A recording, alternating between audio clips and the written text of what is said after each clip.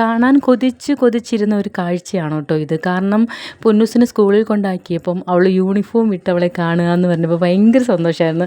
ഞങ്ങളെപ്പോലെ തന്നെ എല്ലാ മാതാപിതാക്കൾക്കും ഉള്ള കാര്യമാണെന്ന് എനിക്കറിയാം കേട്ടോ. എങ്കിലും നമുക്ക് ആ ഒരു എക്സൈറ്റ്മെൻറ്റ് പറഞ്ഞു എന്ന് മാത്രമേ ഉള്ളൂ കേട്ടോ. കഴിഞ്ഞ കൊല്ലം ഞാൻ ക്ലാസ്സിന് കൊണ്ടുപോയിക്കൊണ്ടിരുന്ന ആ ഒരു സമയത്തൊക്കെ എന്നോട് പറയായിരുന്നു, വാവയ്ക്കും വേണം യൂണിഫോം, വാവയ്ക്കും വേണം. പിന്നെ ചേച്ചി ഇടുന്ന കാണുമ്പോഴൊക്കെ പറയും, അമ്മയെ വാവയ്ക്ക് എന്താ യൂണിഫോം ഇല്ലാത്തതെന്ന് ചോദിക്കുമായിരുന്നു.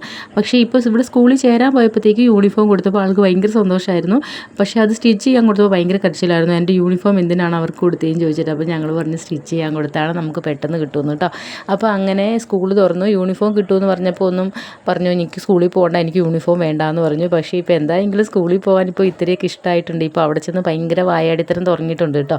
അപ്പോൾ അവിടെ എത്തിക്കഴിഞ്ഞപ്പോഴത്തേക്കും ഞങ്ങൾ പതിയെ സ്കൂളിലോട്ട് പോവുകയാണ്. അപ്പം പുതിയ ചെരുപ്പ്, യൂണിഫോം എടുത്തപ്പോൾ അതിന് വേറൊരു ചെരുപ്പ് വാങ്ങിക്കൊടുത്തു കേട്ടോ. അപ്പോൾ പുതിയ ചെരുപ്പ് യൂണിഫോമും ഒക്കെ ഇട്ട് പോയപ്പോൾ പുള്ളിക്കാരത്തേക്ക് തന്നെ ഒരു എന്തോ ഒരു എനിക്കറിയില്ല, ഭയങ്കര ഒരു ഗമയൊക്കെ ആയിരുന്നു കേട്ടോ.